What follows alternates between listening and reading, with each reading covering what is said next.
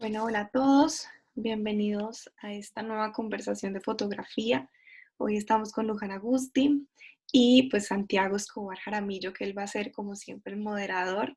Esta ya es nuestra segunda charla, la anterior estuvo súper interesante con Luján, yo sé que va a ser también lo mismo, va a ser muy interesante, muy divertida. El trabajo que Luján tiene es increíble. Baudó ya lo conocíamos, ella estuvo con nosotras el año pasado. Entonces, bueno, Luján, bienvenida, bienvenidos a todos, bienvenido Santiago. Antes de empezar, también quiero darles un mensaje de seguridad. Eh, de pronto Zoom no está siendo la app más segura de todas, entonces en caso de que llegue a pasar algo, de que lleguen a hackearnos o algo por el estilo, lo que voy a hacer es cerrar la reunión y generar un nuevo link de ingreso que vamos a poner en la link de bio de Baudo App. Entonces, en caso de que llegue a pasar algo que esperemos no pase, vamos a estar de nuevo en un link en el Instagram de Baudo. Y bueno, ya sin más preámbulos, le doy la entrada a Santiago. Santiago, bienvenido de nuevo. Hola, hola, buenas noches a todas, a todos en Latinoamérica. Gracias Angie, gracias Laura Sofía, Víctor de Baudó, Agencia Pública, por abrir este espacio. Janet Usma de Matiz Taller Editorial, con quien vengo desarrollando este proyecto de ANZ, Fotografía Expandida de Latinoamérica, y obviamente a Luján en Tierra del Fuego. Manda un poquito de fuego y de calor acá, Colombia, que está haciendo mucho frío. No es el lugar justo para dar calor. ANZ existe porque más que nunca hay una necesidad de expandirnos desde la imagen en un momento histórico en donde Latinoamérica se está redefiniendo hacia adentro, en comunidad y hacia el mundo, en su necesidad de encontrar nuevas formas de observarnos, escucharnos, dialogar, de recibir y compartir, de acentuar la diversidad y la particularidad. ANZ indaga por una fotografía expandida que tiene como característica fundamental la hibridación, la transdisciplinariedad, la fragmentación, la resignificación en el plano práctico, estético y simbólico. ANZ abarca un espectro de la fotografía que va al límite documental con el lenguaje, donde caben tanto la foto conceptual como la intervención y performance, de acciones participativas y de narraciones complementarias, transmediales, también de hallazgos científicos, procesos experimentales, tecnológicos, del archivo propio y externo, de las redes sociales, la internet y las nubes. Una fotografía que expanda el entendimiento de nosotros mismos y de nuestra casa Latinoamérica. Y por eso estamos ahora con Luján Agusti. Luján es Explorer de National Geographic, integrante de los colectivos Ruda Colectiva y Prime Collective, codirectora del Festival Felifa, ganadora de la beca Villagras de EFTI y el premio Estímulo Joven de la Bienal Arte por Arte, y ha sido becaria de IWMF, WordPress Photo 6x6, Woman Photograph, Lucy Foundation, Cuarto Oscuro, Foundry, Eddie Adams, y estuvimos juntos también en Fotógrafas Latam en Popayán. Pues no, Luján, darte la bienvenida, darte las gracias por sumarte a este proyecto, por creer. Tú eres una de las personas que ha impulsado desde el principio ANZ. Ahorita vamos a saber un poquito por qué.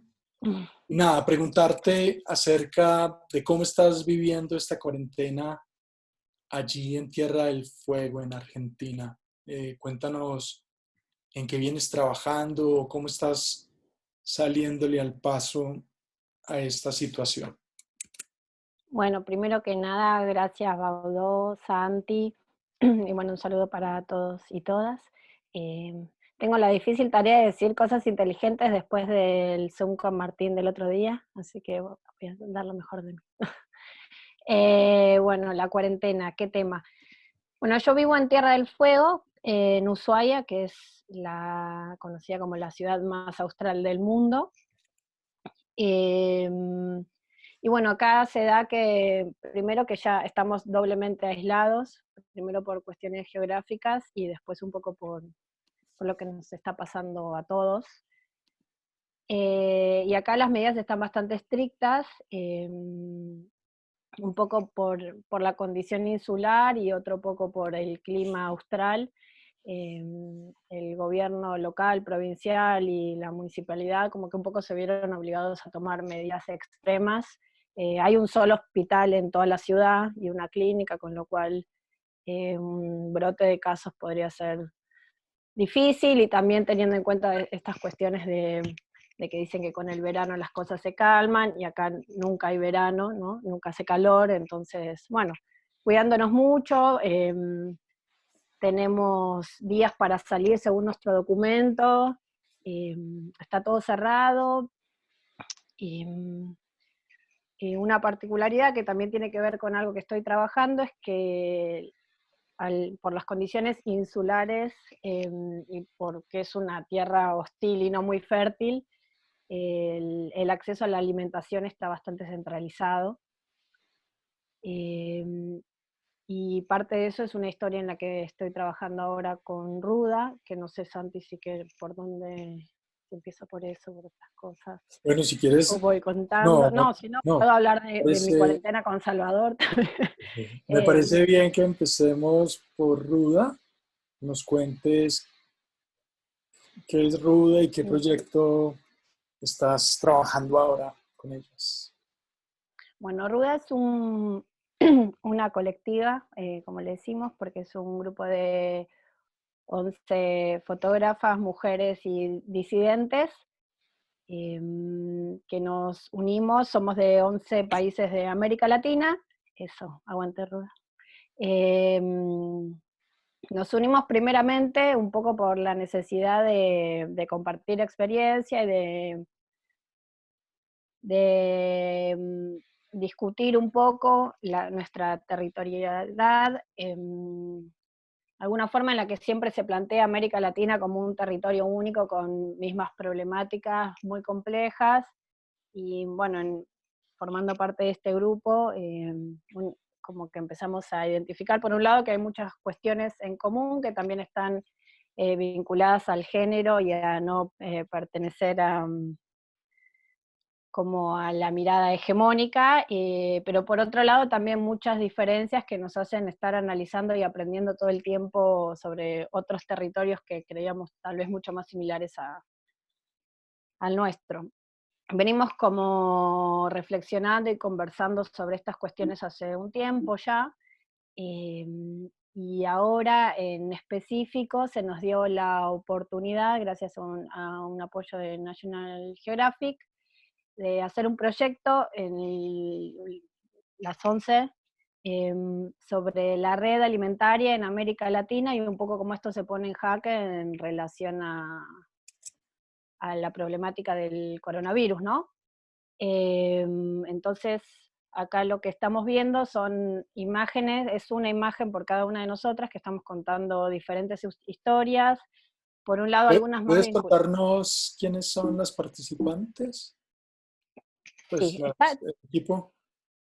Espera que se me... ¿querés poner si te empiezo a Segundo. decir qué cosas poner y que no te voy a volver loco, ¿no? Pero por ahí, como está en el videíto, aparecen nuestras caritas. Listo, espera, pues pongo el video. Si me pongo muy mandona, me avisas. No.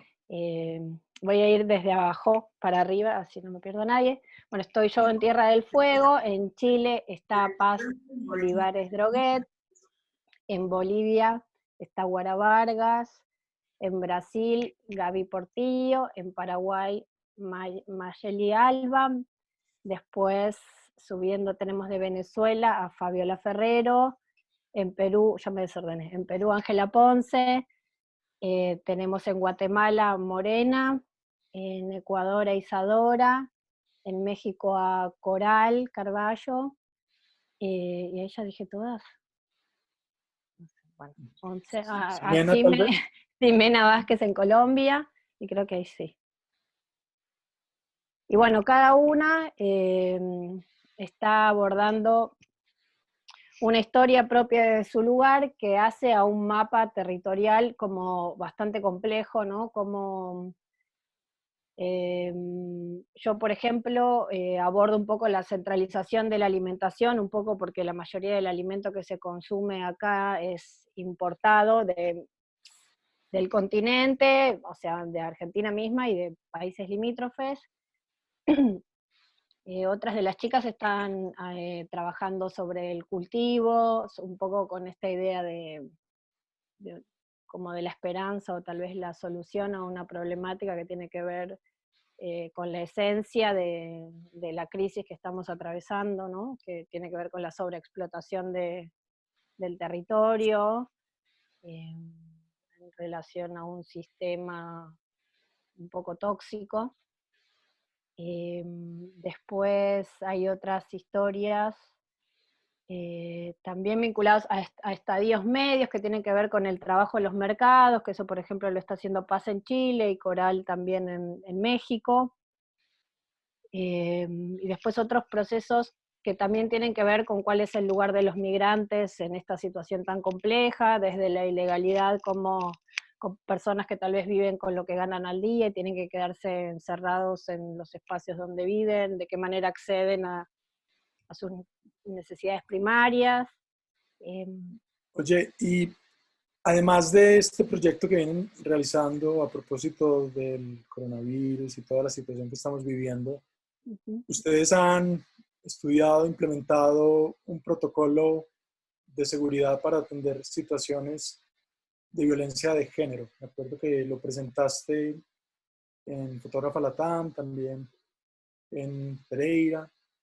¿Nos puedes contar un poquito de pues, como este protocolo y además de la encuesta para mujeres y disidencias que realizaron? Sí. Sí, dentro del colectivo, como te decía antes, más allá de lo que tiene que ver con lo fotográfico en sí mismo, como que surgieron otras discusiones, otras reflexiones un poco vinculadas al rol de la mujer, no me gusta decir y las disidencias, estoy tratando de mejorar mi lenguaje, como a los géneros no hegemónicos, y cuál es el lugar que ocupamos en la industria fotográfica, específicamente en América Latina. Por un lado, se surgió de ahí un protocolo que creó parte del grupo, que está vinculado a poder articular de manera teórica un análisis de determinadas situaciones que ayudan a comprender o a ver de manera más clara cuando se está atravesando una situación de algún tipo de violencia de género y de qué manera se puede abordar esa situación, que lo que ayuda es a seguir una serie de pasos que hacen que las cosas funcionen en un contexto en el que muchas veces voy a llamar víctima, también no sé si es la mejor palabra, de una persona que se encuentra vulnerada por una situación, muchas veces no tiene las herramientas suficientes, entonces el protocolo lo que hace es establecer ciertas pautas que ayudan a salir adelante con determinadas situaciones. Entonces esta parte del grupo trabajó en ese protocolo que quedó por escrito y que se ha utilizado en determinadas situaciones o eventos que reúnen a varias personas del ámbito de la fotografía, porque es el ámbito en el que nos movemos nosotras. Y por otro lado, no sé si las preguntas, porque hay alguien hizo una pregunta que no termino de leer, pero Miremos a ¿qué ver. datos? ¿Qué datos indicaba la tabla? ¿Me devuelvo por la tabla? Sí, y ahora si quieren hablo un poco de la encuesta.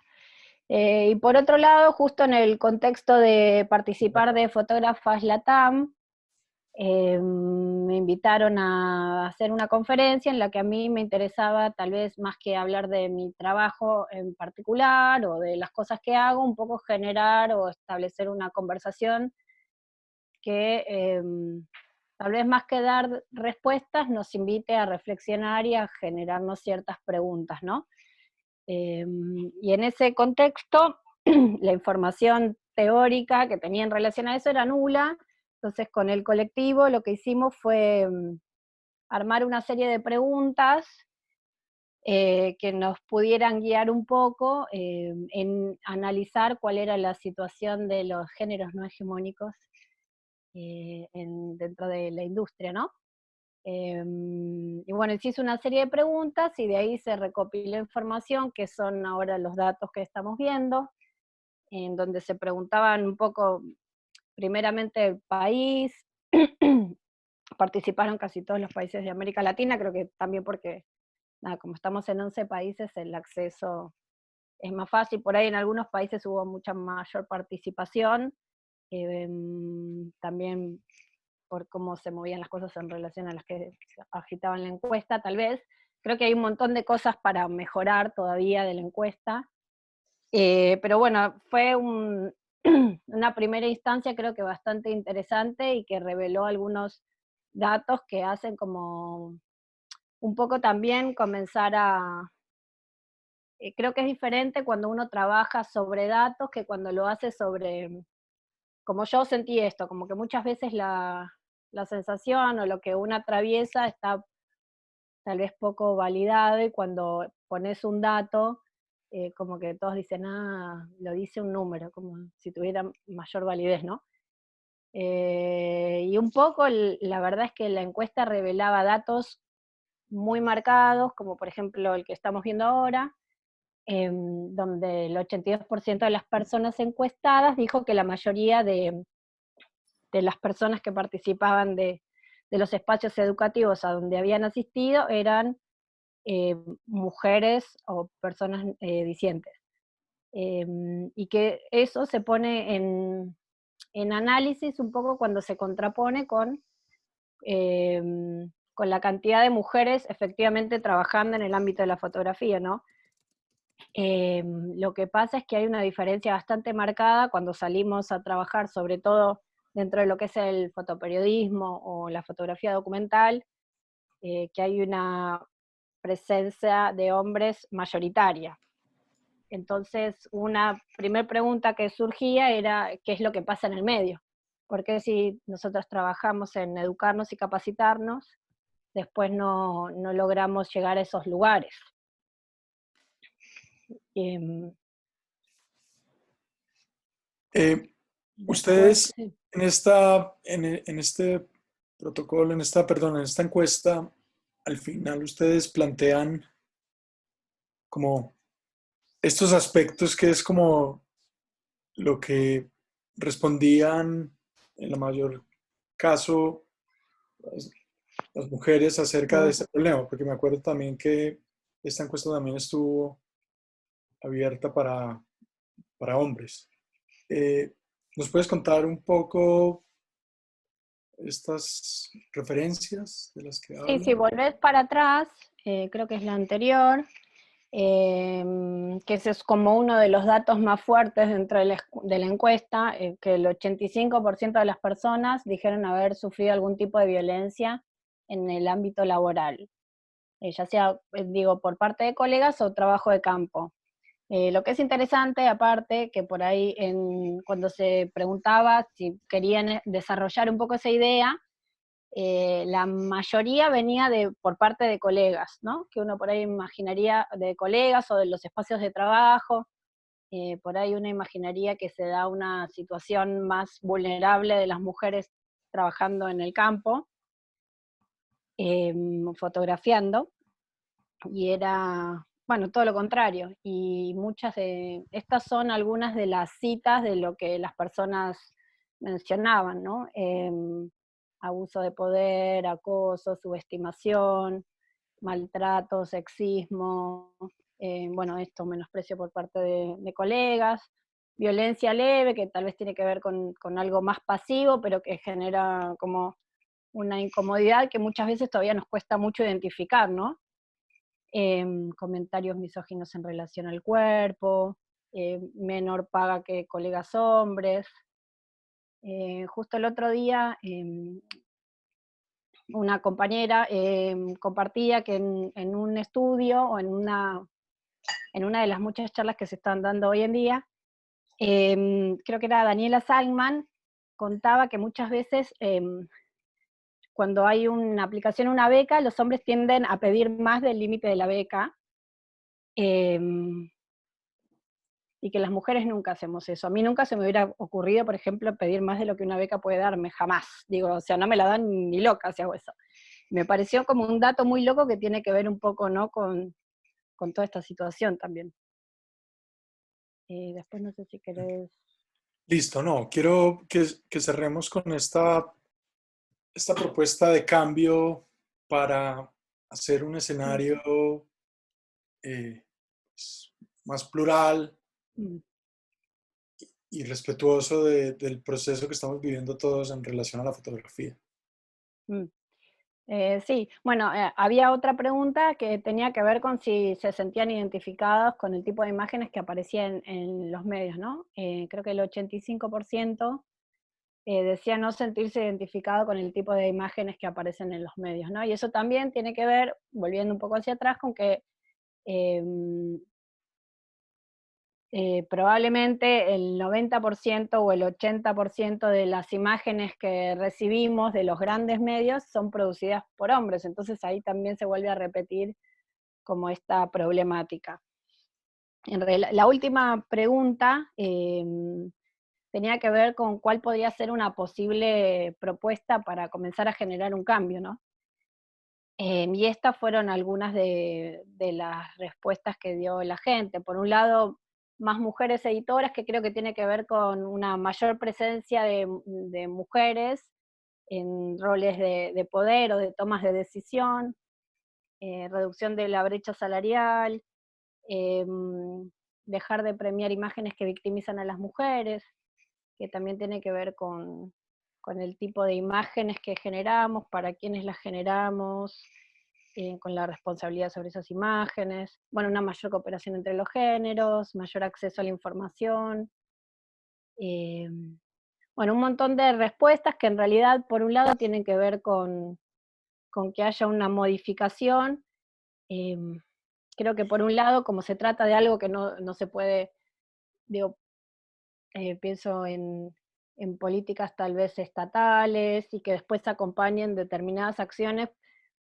Para mí el ejercicio de participar de un colectivo que está solo compuesto por géneros no hegemónicos es una acción política que también tiene que ver con esto, ¿no? Con generar un núcleo que nos empodera y que nos da fortaleza para salir a trabajar, digo, en lo personal del trabajo que hace cada una, en la vida, porque también accede a lo fotográfico, que es un poco lo que decía antes, ¿no?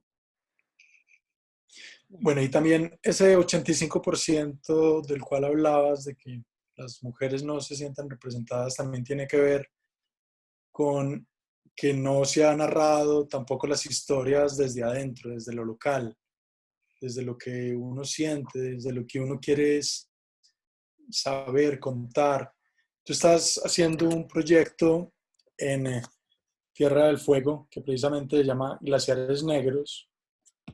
Y aquí pues estás pudiendo contar una zona septentrional del mundo que no conocemos, que es tu hábitat, que es tu casa, como un lugar tan lejano, tan alejado, tan poco documentado para nosotros de otras partes, es importante para afuera. ¿Cómo lo cuentas desde tu diario vivir, desde las técnicas que estás cruzando al hacer las fotos? Este es el trabajo que entiendo que estás haciendo para Nat Geo como Explorer. ¿Nos podrías contar un poquito de Glaciares Negros? Sí. Se me viene como mucha información a la cabeza, la voy a filtrar. Por un lado, mi no sé, surgieron como varias preocupaciones o cuestiones que quería analizar dentro del proyecto. Por un lado, yo había estado viviendo varios años en México, en donde, nada, fotografiar, no sé, México es un país como muy estimulante para fotografiar, ¿no? Y hay algo que también está muchas veces vinculado al exotismo, ¿no? A fotografiar de determinada manera, que un poco en relación a lo que venía hablando antes, a mí me estaba generándome me estaba generando cuestionamientos sobre la manera que yo elegía para fotografiar, sobre las prácticas que realizaba.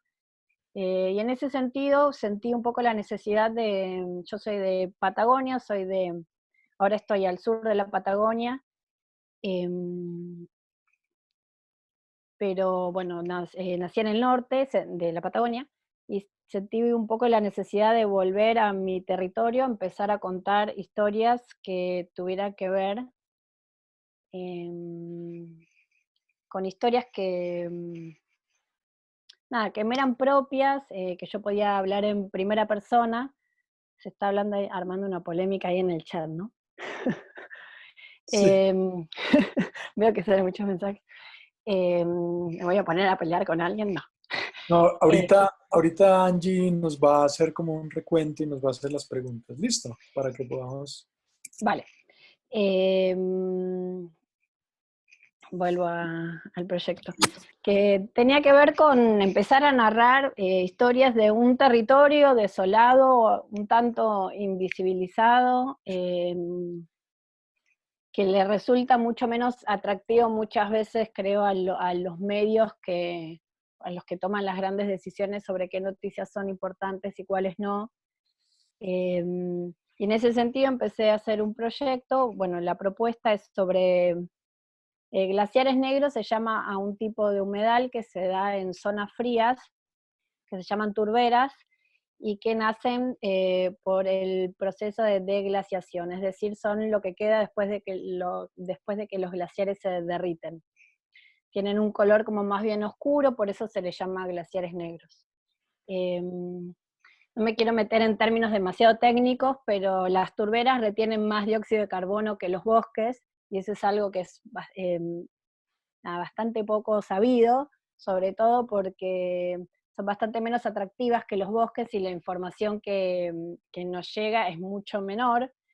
Y a mí me llamó mucho la atención que a nivel local había bastante ignorancia en torno a lo que son las turberas, a la importancia que tienen.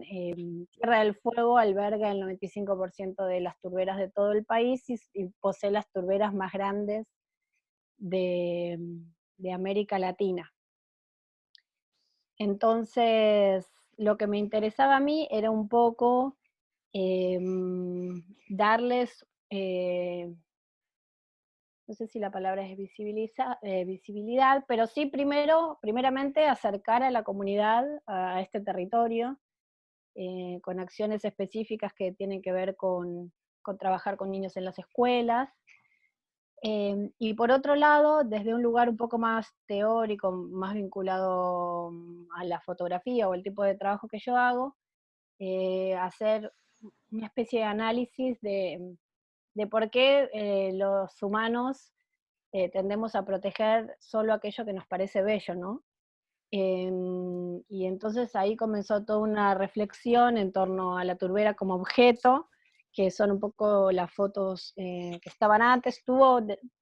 El proyecto tiene 3 etapas, una que es bastante más documental, que es la que está vinculada a acercar a las turberas a los espacios educativos. Una segunda etapa que tiene que ver con este análisis, y la tercera, que también está un poco vinculada a lo que hice con las hilanderas, que es, hice antotipias utilizando la turba misma como materia prima, ¿no? Entonces la idea también tenía que ver con incorporar mi elemento de estudio, entre comillas, y hacerlo parte del trabajo, ¿no? Bien. Y ahí, ahorita vamos a regresar a Hilanderas del Fin del Mundo, que es el proyecto que nos convoca a NZ, pero antes quería que habláramos de un montón de ropa. Me acuerdo Vale. que este proyecto siempre para mí fue como una referencia en relación al fotolibro latinoamericano y también fue un punto de inspiración para hacer Lucía, ¿sabes? Mi fotolibro Lucía, Sí. de cómo tú veías a tu madre. ¿Nos puedes contar de este trabajo tan hermoso, tan cercano? Bueno, un montón de ropa es una historia muy personal. En realidad está vinculado a... como que veo mensajitos y eh, bueno, mi mamá falleció hace muchos años, yo era adolescente cuando ella falleció, y ella era una mujer muy hermosa, como yo les dije, yo soy de un pueblo de Puerto Madryn, se llama, que queda en el norte de Patagonia. Y bueno, en el contexto del pueblo, que es la primer foto, ahora ya no es un pueblo, ya es más una ciudad, pero en ese momento era más un pueblo, ella era como una de las modelos de la ciudad, ¿no? Entonces desfilaba, era una mujer muy hermosa y tenía como una afición por la ropa bastante intensa, tenía muchísima ropa. Eh, Nada, yo desde que tengo memoria, eh, nada, siempre le saqué, le robaba la ropa, la usaba para jugar, la usaba más de grande para ir a fiestas, ¿no? Eh, y hay una anécdota que tiene que ver con que una vez le saqué una remera, no sé, playera, siempre me mezclo, en sudadera, en Colombia, ¿cómo sería? Una remera.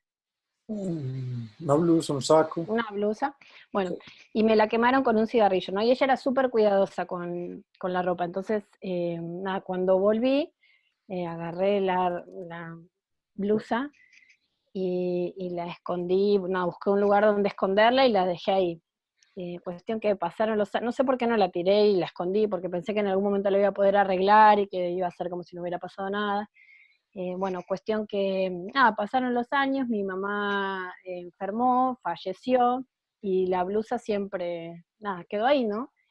Y un poco cuando empecé a trabajar en el proyecto, primero lo que hice fue comenzar a, de alguna forma, reapropiarme de esas prendas que ya no, nada, que de alguna forma ella las había cuidado tanto que la habían sobrevivido, ¿no? Y que estaban ahí, que ya no tenían dueño. Y bueno, y ahí es donde empecé a trabajar con los autorretratos. Otra cosa que ella atesoraba y coleccionaba eran bueno, las típicas fotos familiares un poco de los 90, ¿no? Y bueno, empecé a jugar también con la idea de las prendas y buscar en el archivo imágenes de ella utilizando esas mismas prendas. Y todo también enmarcado un poco en la anécdota de esta blusa que ella nunca recuperó, ¿no? Nada, en realidad fue un proceso como bastante catártico que tenía que ver con sacar de adentro un dolor, ¿no? De hecho, creo que hace tipo 2 años que no cuento esta historia y me pongo a llorar, ¿no? Como que es algo muy reciente que no llore contándolo, o que no me emocione. Y nada, la experiencia del fotolibro también fue como parte de un juego, porque creo que también hay algo del proyecto que tiene que ver con un estadio de no crecer, ¿no? De aferrarse al tiempo. Entonces es también como un poco el proceso del fotolibro fue trabajar en crear como capas que van componiendo una imagen, que de alguna forma también están vinculadas a lo táctil, a la textura, ¿no? Que es algo que obviamente se pierde entre la ausencia, que ahora en esta época de virtualidad que estamos atravesando se siente mucho también, ¿no? En cómo se pierde el contacto con el otro. Y bueno, eso es más o menos... No, y quería leer una cita que inclusive está en tu proyecto de Itotia, de Teo Hernández. Dice, Mm, El mito se disfraza de carne y hueso, es decir, de materia.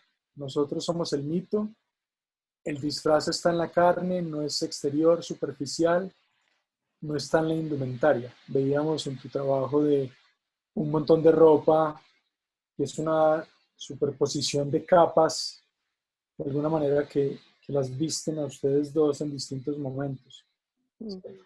Ahí de alguna manera estás presente tú y está presente tu madre, pero ¿qué pasa cuando pasas a este tipo de proyectos de payasos viejos, diablos, piches? Eh, Aquí también estás utilizando el atuendo, el vestido, la ropa para contar una historia, eh, para de alguna manera disfrazar ese mito.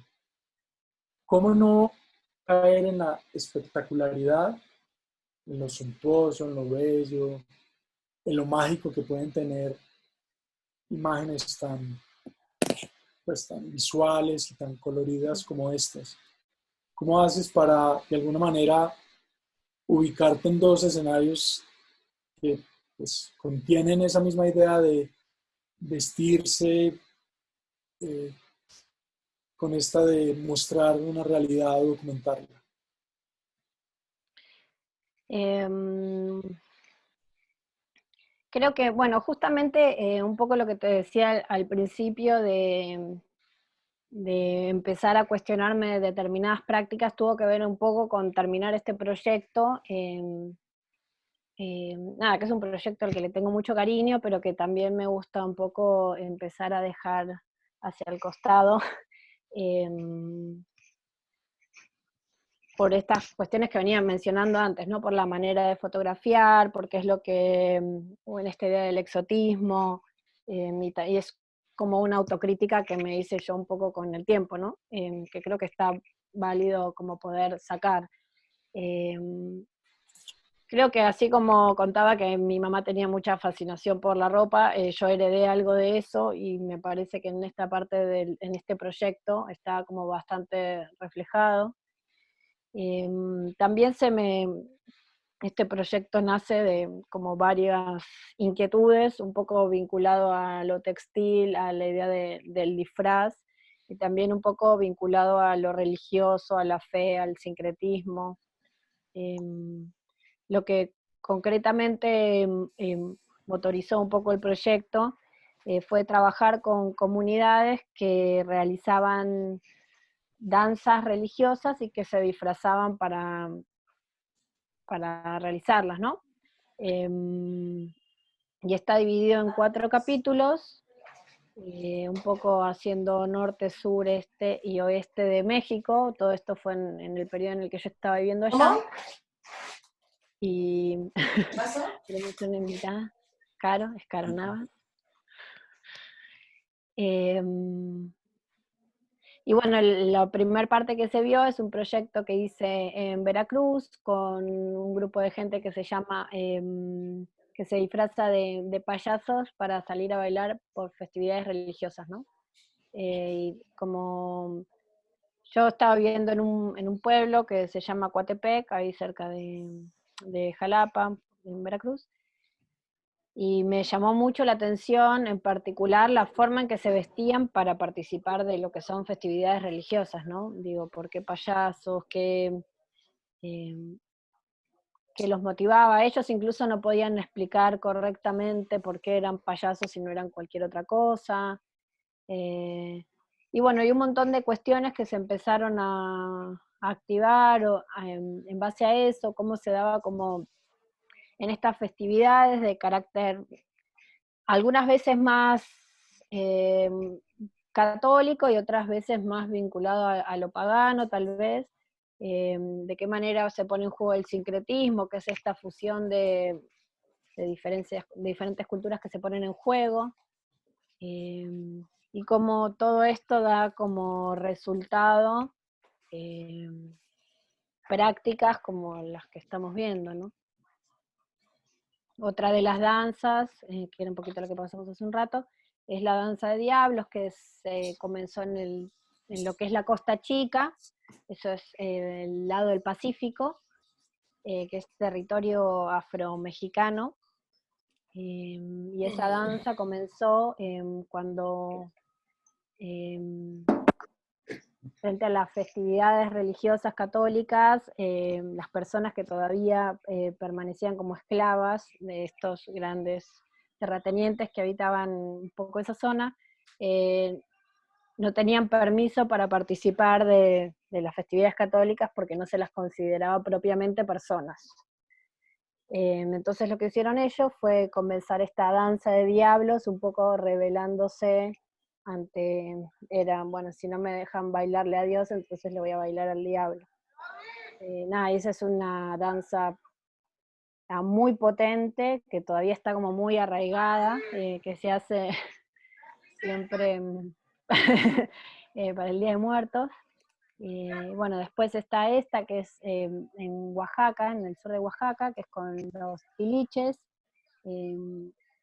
que forman parte del carnaval del pueblo de Pudla, que también parte de una especie de, en realidad en este caso es como una leyenda del pueblo, y bueno, también una especie de justificativo para celebrar, ¿no? Y para crear como esto, en este caso son atuendos casi surrealistas, ¿no? Los que crean estas personas. Tú hiciste un fotolibro, me acuerdo que lo vimos en Felifa. Tú estás vinculada al fotolibro desde el anterior proyecto, pero casi que todos tus trabajos pues como que se asientan sobre esta plataforma de comunicación. También eres codirectora del Festival de Fotolibros Felifa, junto a Martín Volati. Eh, y por ejemplo, pues ahorita que vamos a pasar a ver tu libro, tú siempre has de alguna manera tenido una apropiación de tu trabajo hacia la edición, como que de alguna manera entiendes muy bien cómo organizar las imágenes y cómo hacer una narrativa y estructurarla para entregar, digamos, un mensaje. ¿Por qué consideras que el fotolibro, digamos, es un dispositivo, un circuito importante para tu trabajo, más allá de las publicaciones en revistas o exposiciones o plataformas académicas como estas? Primeramente, un poco volviendo también a este momento que nos toca atravesar ahora, considero que mantener las cosas en la materialidad es como importante, ¿no? Que no todo pase a que conectemos a través de la pantalla, ¿no? Creo que justo en este momento se hace como mucho más importante tener eso presente.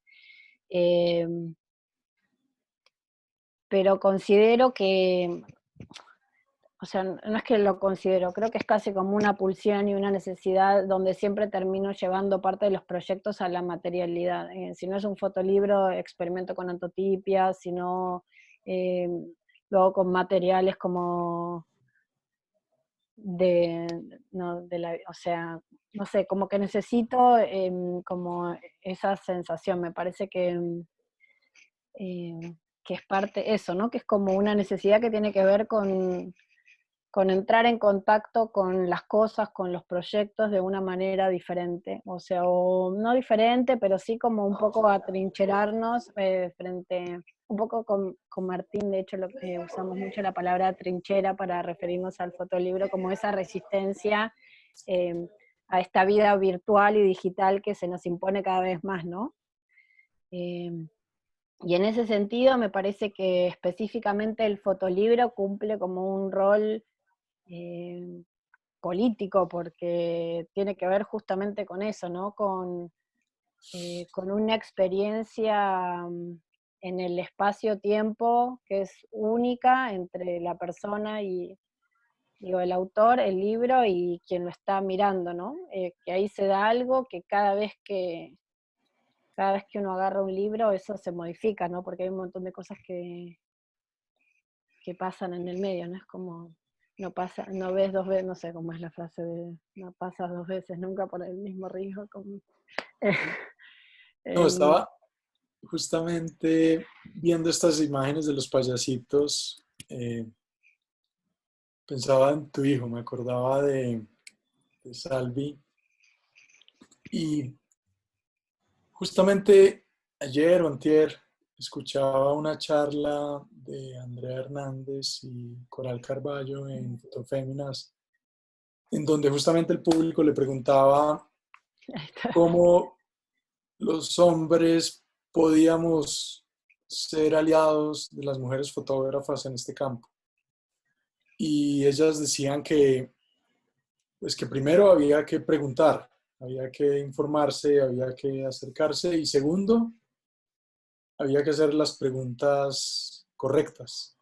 Eh, Esta pregunta que te hago no es la correcta, pero sí quiero que nos cuentes cómo se desmonta ese mito que ha habido siempre en la fotografía de que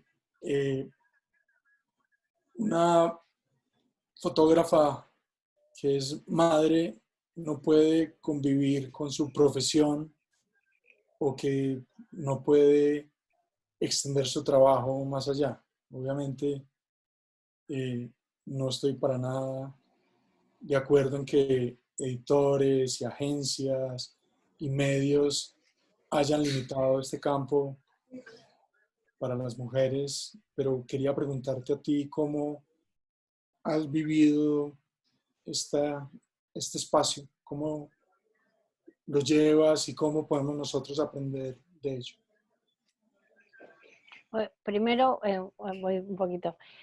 Creo que una buena forma para acompañarnos en las luchas, yo me lo pregunto todo el tiempo porque yo soy mujer, pero soy una privilegiada, también digo, soy una mujer blanca, clase media, digo, de raíces europeas, aunque bien en Latinoamérica, digo, estoy llena de privilegios.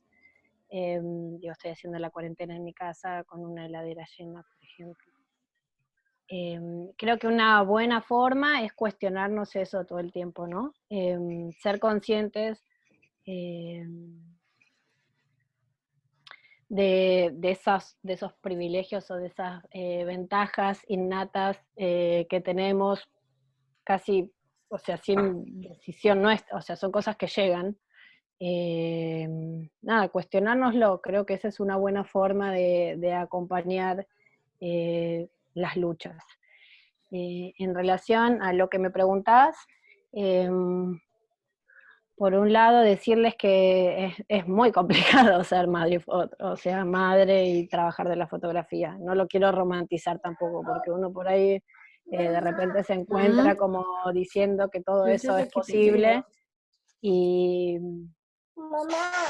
implica, hay por ejemplo un niño que se escucha que no es el mío. Estoy buscándolo. Es otro, yo lo tengo atado en el baño. No. Solo para que sepan, mientras vamos, estas son fotos hechas por tu hijo, pero sí, que vayan un poco como parte de, por ejemplo, encontrarme en esta situación en donde, digo, Salvi va a la guardería y es un momento en el que yo trabajo, de repente eso en un contexto de cuarentena es mucho más complejo y me encontraba muchas veces rompiendo con ideas mías de tratar de que de que no esté con el teléfono, de que no esté con la tablet, como que no esté ahí en contacto. Entonces medio me propuse todos los días hacer con él un ejercicio que compartamos. Y bueno, de ahí surgió darle primero, nada, pintar, hacer collage. Justo se dio que era el Día de la Tierra y habíamos salido a juntar algunas cosas. Entonces nada, le propusimos a varios fotógrafas y fotógrafos que conozco que tienen hijos, que bueno, no, mentira, como gente, amigos en general con hijos que participaran un poco y que nos mandaran. Y por otro también hice el ejercicio de por primera vez darle mi celular para que haga fotos, ¿no? A ver qué pasaba con eso. Más allá de que alguna vez lo ha agarrado él sin que yo le diera permiso y sacara cualquier cosa por ahí. Bueno, y ese fue el ejercicio, pero un poco en relación a la maternidad y y el trabajo como fotógrafa es algo complejo, igual, nada, creo que estamos en un momento en donde hay muchas cosas que se están cuestionando, donde también se pone en jaque ese tipo de cosas, ¿no? Que antes por ahí una mujer estaba destinada a cumplir con su rol reproductivo, y ahora las cosas son diferentes, y también le toca al sistema que quiere, ¿no? Empezar como a ver de qué manera, por ejemplo, yo, no sé, me voy por las ramas, ¿no? Pero lo crío sola, entonces de qué manera puedo seguir sosteniendo mi carrera siendo madre, ¿no? Eh, y bueno, y de alguna forma lo milito porque me parece que es importante romper con determinados paradigmas más allá de lo complejo que puede ser. Repito, no lo romantizo, digo, sí, nada, está buenísimo, digo, es súper complejo, eh, pero otra vez volviendo a la trinchera de ahí. Ven, y una pregunta que yo me hago mucho con los hijos y las hijas de mis amigos, la relación que tienen los niños con la imagen. O sea, estar vinculado a un aparato desde tan joven, tener una mamá que es fotógrafa, que todo el día le está mostrando fotos, o por lo menos que ese es su entorno. ¿Qué puede aprender uno de los niños en relación a la fotografía, a la imagen, a la composición, etcétera? Me preguntaba también por estas fotos. Por ejemplo, esta de la que wow, me hizo sonreír desde que la vi porque, wow, o sea, es como lo que está observando es muy, pues muy interesante, es muy pertinente. ¿Por qué define esa imagen de esta manera? A mí lo que me pasa en relación no solo a la fotografía, pero a la vida en general, es que en el caso particular de Salvador, para mí tiene una forma de ver las cosas que, que me lleva a mí a repensar el mundo todo el tiempo otra vez, ¿no?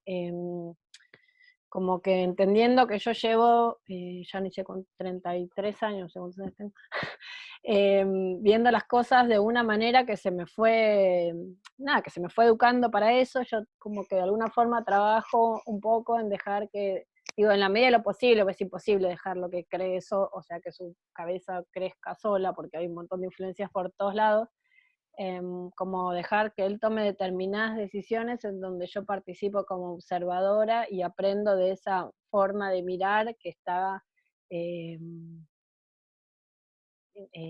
como todavía no tan intervenida.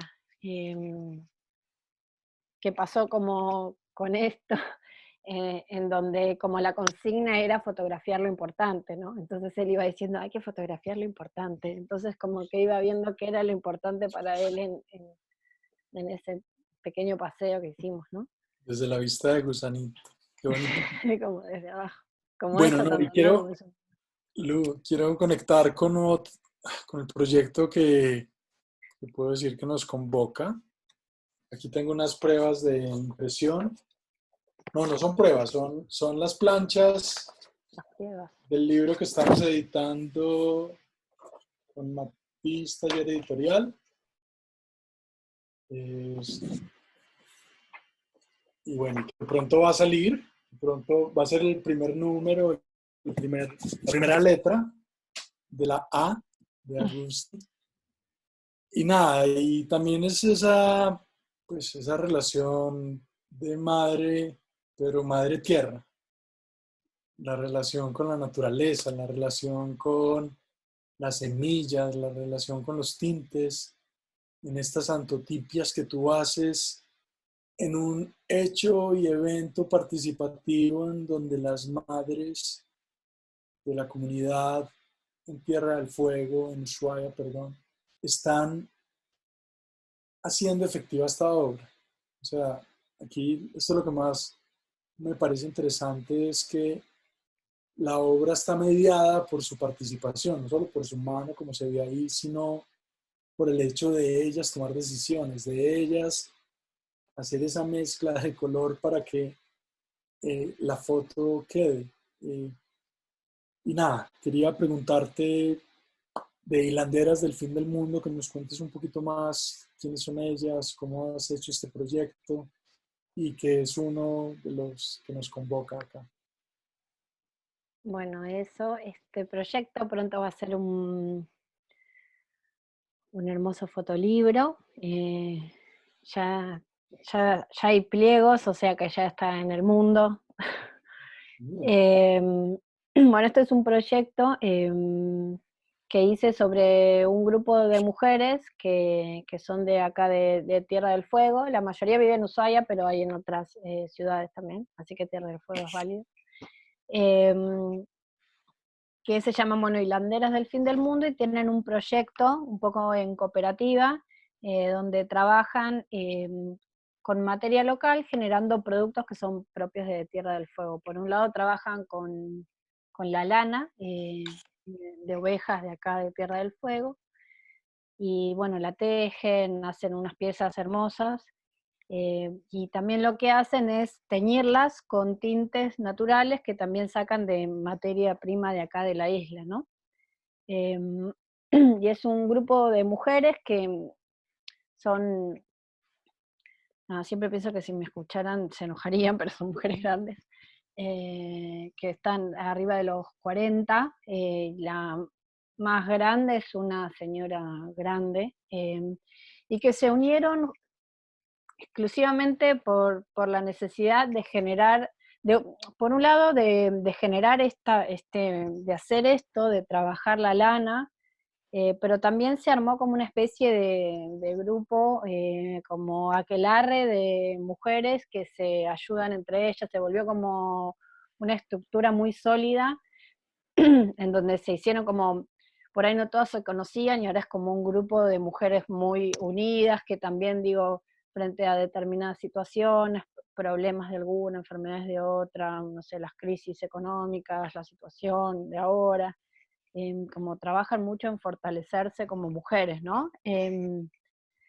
Y todo desde prácticas que están vinculadas un poco con proteger lo local, lo propio, con defender su territorio, eh, y también motorizadas como, sí, un poco por ponerle el cuerpo a este avance de ponerle los productos chinos, o no sé, como reforzar de alguna manera la identidad de Tierra del Fuego a través de esto que ellas crean, ¿no? Claro, y esos tintes vegetales, ¿por qué? ¿Cuál es tu interés en que los tintes vegetales hagan parte de todo este entramado? Porque también este tejido del que hablas, no solo es el tejido pues, de la lana, es el tejido social, es el tejido de comunidad, es el tejido que fortalece esa sociedad y la hace más plural, la hace más fuerte. Sí, Eh, es una red. Eh, para mí era simbólico desde muchos lugares. Por un lado tenía que ver un poco con esto de la materialidad que te decía antes, y también con que dentro del proyecto haya una práctica que refleje como esta conexión que tienen ellas con, por decirlo, digo, la naturaleza, por decir lo evidente, eh, pero con las prácticas que realizan. Y por otro lado, desde, no sé si lo performático tal vez, pero el hecho de que ellas me enseñaran a mí eh, qué materiales podía usar, cuáles no, digo, cuáles podían responder bien, digo, hizo que fuera algo nada, que hizo un clic y que fue más allá del simple documentar su trabajo o lo que ellas hacen, ¿no? Como que también, digo, fue un proyecto en el que yo aprendí mucho, sobre todo hay una mujer que es Esther, con la que, nada, como con la que más conecté, que tiene como mucho conocimiento vinculado a prácticas, digo, ella es de comunidad indígena, y y la gran mayoría de las prácticas que ella realiza están vinculadas a esos conocimientos que ella trae por herencia, ¿no? Familiar, también incluso el hecho de tejer, de trabajar la lana. ¿Tú te nombras o te pones debajo de tu nombre narradora visual, que es, pues, de alguna manera distinto a decir fotógrafa? ¿Por qué te consideras una narradora visual y por qué para ti es importante llamarte así? Em, Primero porque como lo que digo, cuando uno se nombra se define, ¿no? Hay algo del lenguaje que tiene que ver con tomar determinadas cosas, ¿no? Por un lado, porque lo que yo intento es contar historias a través de la imagen, que no siempre está vinculada a la fotografía, digo, la fotografía es como em, la manera como primordial, pero siempre trato de incorporar otras disciplinas y me parece que si me defino como fotógrafa estoy como excluyendo todo eso que para mí es importante que esté. Lo que tiene que ver más o menos básicamente con eso. Como que me parece que fotógrafa es limitarme un poco. Digo, no, digo, soy fotógrafa también, pero me gusta como extender y expandir, un poco hablando de fotografía expandida, la definición y darme la posibilidad de no ser solo fotógrafa, de trabajar con la imagen desde otros lugares también, y sobre Bueno, todo contar historias. no, quería pasar a otro proyecto, pues a otra parte de este proyecto que estamos hablando, pero por alguna razón se me bloqueó el computador. Ay, espera, Eh, ya va. Eh, algo pasó. No, entonces Va a veníamos tardar. en la idea de Hilanderas del Fin del Mundo, que precisamente tiene que ver con este proyecto que venimos trabajando con Matiz Taller Editorial y que tiene que ver también con la idea de poder llevar al fotolibro los proyectos que expanden la imagen, que se preguntan por otras maneras de hacer, Mm, otras maneras de entender esa foto documental que siempre hemos tenido, que es totalmente eh, necesaria, importante, que nos inspira, pero al mismo tiempo, no sé, pasar a las máquinas, cruzar con otra información, con otros pensamientos, permitir el error, permitir el vacío, el silencio, la duda. eh, y por eso tu trabajo siempre me ha parecido como tan completo en el sentido que tú no solo estás pensando desde hacer la foto, de producirla, sino de gestionar espacios como veíamos en Rueda Colectiva, como veíamos el festival de Woman Photograph, como vemos tus vínculos con el fotolibro en el Felifa, y nada, y los proyectos que hemos mostrado, tienes muchos más, tu abanico de producción es muy amplio, pero de alguna manera nos concentramos con estos. Y Landeras del Fin del Mundo, desde que conocimos este proyecto, dijimos que qué lindo pasar esa tinta vegetal a tinta CMYK. Y pues sí, lastimosamente estamos lejos porque vives en Buenos Aires, acá estamos en Manizales, Colombia, pero bueno, vivimos este proceso a través no sé, del celular. Estas son algunas fotos de, de esas planchas, de esos errores, inclusive lo drama. compartíamos en vivo. Como, ¡ay! Qué bueno que todas las hojas quedaran así. Hubiera sido Mejor, bueno, fantástico. sí. Eh, y precisamente es eso, es como uno estar en el taller, ahí pues con nuestros aliados, nuestra socia, Janet y Matiz Taller Editorial, y empezar a ver la imagen en estos distintos colores, ¿cierto? Eh, para mí es, no sé, es como muy significativo. No sé, quiero pasarte ahí la palabra y el color.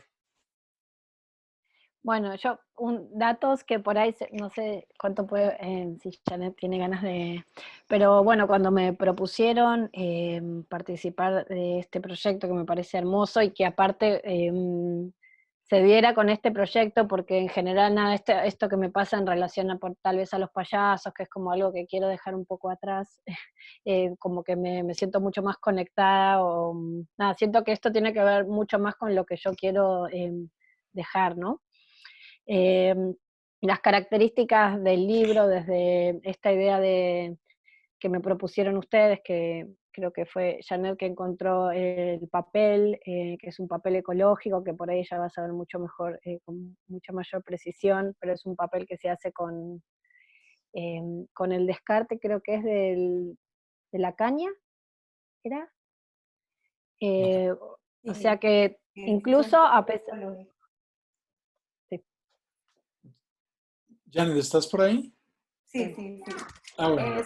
Es un papel, es el papel que queda, lo fabrican a base del bagazo de la caña. Realmente en Colombia la producción de papel incluye mucho de este material, pero luego pasa por el proceso que es los químicos para blanquear los papeles, ¿cierto? Entonces, donde ya que es el papel más suave, más liso, esos son papeles que ya son con más químicos, más concentrados. Este papel es natural, totalmente natural, incluso se le alcanza a ver las fibras de la caña de azúcar. Pues la caña de azúcar, pues les explico a todos, es como, hay en muchos países caña de azúcar, pero en Colombia es un alimento primordial, ¿cierto? Donde sacan la miel, la panela, todas las cocinas de Colombia se utilizan, y el bagazo lo llevan para allá, para la fábrica de papel. Entonces ese bagazo de caña queda casi que impreso, o sea, el papel queda impregnado, es suavecito, es súper ecológico, es amarillosito, da unos tonos divinos. A mí me encanta ese papel, me encantan todos los estilos.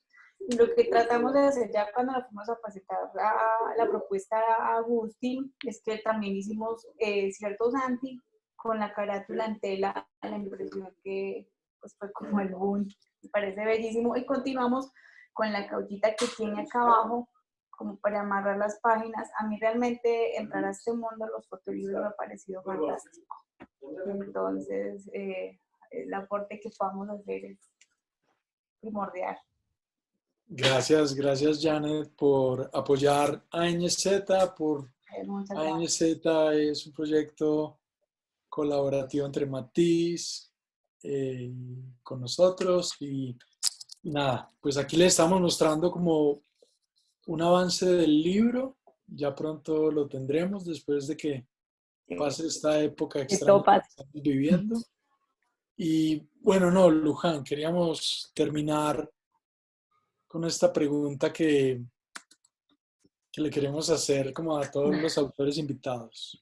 ¿Cuál es tu obra fundacional? Esa obra que tú la sientes como tu base, que te dijo, uy, acá hay algo, acá me proyecto, acá me inspiro, aquí sigo. Bueno, cuando me hiciste esa pregunta, nada, estuve un rato pensando, sobre todo porque siento que cambié tanto desde cuando comencé a hacer foto hasta ahora, mis intereses cambiaron tanto, mis necesidades, mis búsquedas, y me pareció, nada, me parece que Ana Mendieta de alguna manera, o sea, me representa en el sentido de que cada vez que miro su trabajo me parece válido, no es, no sé, por decir no sé, algún fotógrafo que tal vez admiraba al inicio de cuando comencé y que ahora me genera dudas, no sé, hay algo en Ana Mendieta que siempre me lleva como a redescubrirla, a reentenderla. Es una artista de los 70, un poco de la época de posguerra, que trabajaba desde la performance y lo fotográfico un poco para registrar eso. Ella era cubana, pero vivía en Estados Unidos, era migrante, y todo su trabajo está vinculado a temáticas de género, de ecología, muy vinculado a lo social. Y bueno, es una referente que se me hace muy válida todo el tiempo. Incluso cuando vos me preguntaste, me puse otra vez a ver el trabajo, otra vez me encontré redescubriéndola, ¿no? Entonces, nada, de alguna forma, para quienes no la conocen, los invito a que vean su obra, que incluso, no es por llevar todo a la pandemia, pero es como muy válido, porque también refiere un poco a las prácticas del ser humano sobre la tierra. eh,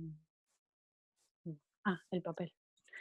No, y estaba aquí respondiendo que cómo se llamaba el papel, pero precisamente la obra se llama Air Body. Claro, Como, ella identificó, por eso decía, cómo identificó todo su trabajo dentro de algo que es Earth Body, que también tiene que ver, bueno, esto con lo performático y con ponerse a ella, o poner su cuerpo como parte de su obra, ¿no? Eh, y también muy vinculado a lo ritual, bueno, de nuevo a lo femenino, al vínculo de la tierra con lo femenino, con la mujer, a la mujer como generadora, ¿no? De vida. oye, no, Luján, gracias por este espacio, por sacar un rato de tu tiempo tan ocupado con proyectos, con Salvi, con el frío que puede estar haciendo allá, bueno, con toda esta situación que estamos viviendo y que hayas permitido, no sé, este rato para conversar. Precisamente hay muchas preguntas. Está ese chat Lo dejé de mirar en un está momento Char, porque me está empezaba a poner Char, nerviosa y... y Angie nos va a transmitir algunas para que tú le respondas, si te parece. Bueno, Bueno, gracias a ustedes, ¿no? Pero, no a ti. Bueno, hola a todos.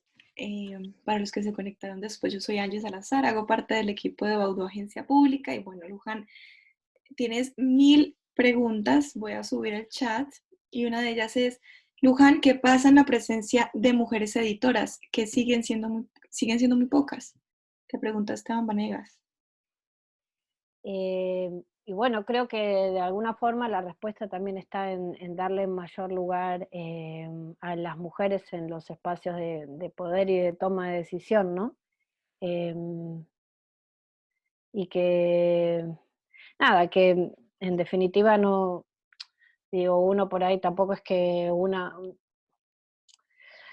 tampoco es una cuestión de hombres contra mujeres, entonces que un día va a llegar una mujer y todo, ¿no? Es un trabajo, digo, hay mujeres que nos equivocamos también, me parece que es, digo, es llegar a determinados lugares con conciencia de igualdad, ¿no? Porque al final creo que todo tiene que ver con buscar mayor igualdad. Uh-huh. Bueno, Creo que sí, esas oportunidades. Sí. Cristian Aristizabal te pregunta, ¿cómo nosotros los hombres podemos aportar a que se genere una industria de la fotografía más incluyente?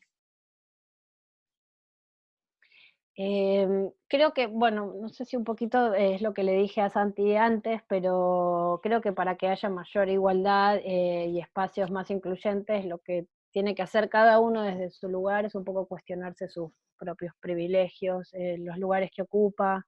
Me parece que ese es un buen ejercicio. Obviamente hay algo que está condicionado por la forma de mirar que tenemos, por la forma de mirar que de alguna forma también se busca a la hora de elegir quién trabaja por un proyecto o no.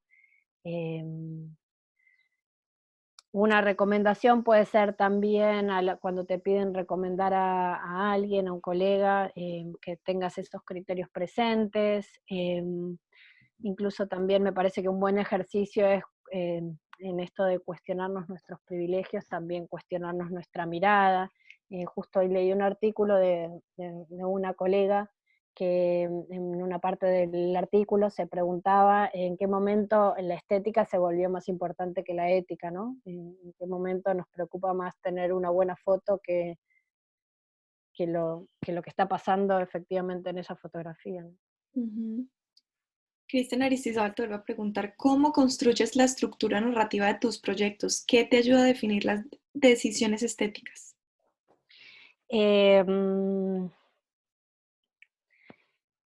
En general, cuando tengo uy, esto, agarré que me voy a alargar un montón, voy a tratar de ser breve. Eh, Nada, pienso mucho sobre la esencia del proyecto, ¿no? Qué es lo que me motoriza a mí, qué es lo que hay como en el corazón de eso, y trato un poco de desarmarlo, y después lo voy trabajando por etapas, ¿no? A veces, muchas veces eso no me sale de primeras, no es que veo algo y digo, tengo que hacer esto, entonces por ahí empiezo con formas más documentales y lo empiezo a explorar desde lugares que se hacen tal vez un poco más fáciles para mí, y después voy tratando de sacarle capas y de ir buscando eso que me interesa, y un poco la narrativa siempre es ese proceso desordenado, Ujú. como que lo divido en Alex, capítulos. bien. Alexander Arias te pregunta, ¿consideras que el ejercicio de la edición podría ser un vehículo para que las mujeres puedan reencauzar no solamente las formas en que han sido miradas y tratadas, sino una forma de acompañamiento en esos procesos de cambio con sus colegas hombres? Eh, es un poco, creo que es lo mismo de antes. Me parece que no es que hay una respuesta, que es porque de repente haya, no sé, mujeres editoras, las cosas se van a solucionar, incluso aunque en la fotografía logremos mágicamente lograr igualdad, el resto del mundo está todo desalineado. Me parece que es algo que se tiene que ir dando. Digo, la palabra lucha por ahí es fuerte, pero también es significativa en este caso, y en ese sentido hay diferentes frentes que está bueno ir atendiendo, que no tiene que ver solo, digo, no es dejar que quienes toman las decisiones hagan todo solos, sino que cada uno en su lugar, digo, acciona en la manera que puede. Para mí formar, eso lo que decía antes, formar un colectivo eh, es de alguna forma militarlo, hacer gestionar cosas que puedan activar algo en mis colegas mujeres también, digo, es hacer desde varios lugares, ¿no? Claro. Oh, y también, qué pena ahí meterme en la pregunta, pero también la función, la búsqueda también de la edición es comunicar. Y en la medida que tú puedas editar un trabajo, pues estás comunicando una realidad que ha estado oculta ha estado afuera como de esa manera homogénica en que se ha mostrado. Entonces, obviamente, el proceso de edición y el hecho de que haya más fotógrafas, editoras, va a generar un ecosistema mucho más amplio, mucho más diverso. Y precisamente también por eso el interés en el trabajo de Luján tiene que ver también con eso, que su mirada no solo es fotográfica, sino esa capacidad de editar que tiene, que es muy inspiradora. Claro. Yo creo que eso tiene que ver un poco con esta pregunta que dice, ¿consideras que existe un acercamiento desde lo etnográfico a tus temas de forma constante? Eh, sí, entiendo que mayoritariamente hay una búsqueda que tiene que ver con algo de la identidad, y creo que ese es como uno de los motores más importantes, y que también, un poco en relación a todo lo que venimos hablando, mi búsqueda se ha ido un poco adaptando a mi proceso de construcción como ser político, tal vez, ¿no? Como empecé a encontrar que los trabajos que realizaba tenían un peso y que tenía que tener cierta responsabilidad sobre eso, ¿no? O un peso ya en el hecho de comunicar algo, ¿no? De estar ahí en el mundo diciendo algo. Ujú. Bueno, cambiamos de tema. Verónica Londoño te pregunta, ¿qué importancia tuvo el trabajo de tu mamá en tu duelo? Mucho. Sí, un montón. Sí, fue como lo que me ayudó, creo que fue mi duelo, o sea, el trabajo lo hice, mi mamá falleció en el 2006 y el proyecto fue casi 10 años después, y creo que el duelo en gran parte se cerró cuando pude sacar eso que tenía dentro mío y dejarlo ahí en el mundo, ¿no? Geraldine te pregunta, me interesa bastante entender un poco tu concepto de lo expandido. ¿Lo ves como esa misma extensión de tu trabajo hacia varios dispositivos o como extensiones sensoriales del cuerpo, siendo el cuerpo una parte más de esa interfaz? Ay, qué profundo. Wow. Me la puse aquí. No, no, lo mío era mucho más básico, perdón. Em, no, lo expansivo en mi caso tenía que ver un poco con no limitarme solo a lo fotográfico o a ese medio, sino nada, recurrir a otras disciplinas que creo que muchas veces los proyectos me están pidiendo, como que el proyecto me parece que me habla y me pide que lo lleve por determinado camino, y tiene que ver más con eso, ¿no? Sí, claro. Bueno, con eso terminamos las preguntas. Ah, bueno, aquí llegó otra que dice, de Ana Rosso, que dice, veo que has transitado desde lo personal hacia lo político. ¿Volverías al trabajo personal y subjetivo o consideras que es más bien una evolución, una madurez del trabajo? Eh, no, no, creo que voy a decir el cliché de lo personal es político. Creo que tiene que ver con un proceso de madurez mío y con hacerme mucho más cargo de cuál es mi rol en este mundo. En tanto y en cuanto soy comunicadora, me parece que tengo una responsabilidad con las cosas y los proyectos que abordo y las cosas que digo, ¿no? Claro. Bueno, yo creo que ya con eso podemos ir cerrando. Luján, muchas gracias por haber estado. Santi, ANZ, Janet, este es un espacio que hacemos en conjunto con ANZ, con este proyecto de fotografía expandida que ya Santiago les habló, y Baudo Agencia Pública. Yo les tengo una cuña que es que recuerden que estamos abriendo la convocatoria de ECO, Encuentros de Creación, para ustedes que les gusta la fotografía, que son fotógrafos, que son artistas visuales y quieren explorar más un poco ese campo, pues bienvenidos a este espacio de fotografía que hace Baudo Agencia Pública junto con un artista visual también muy importante, argentino además. Entonces, si quieren saber más, vayan a nuestras redes sociales. Es @baudoap.com, ahí encuentran toda la información, quién es este personaje, para que quede ahí como la espinita de la duda. Em, estamos cerrando convocatorias ya casi en menos de una semana. Vamos a estar también comunicando algunos cambios que se vienen para ECO.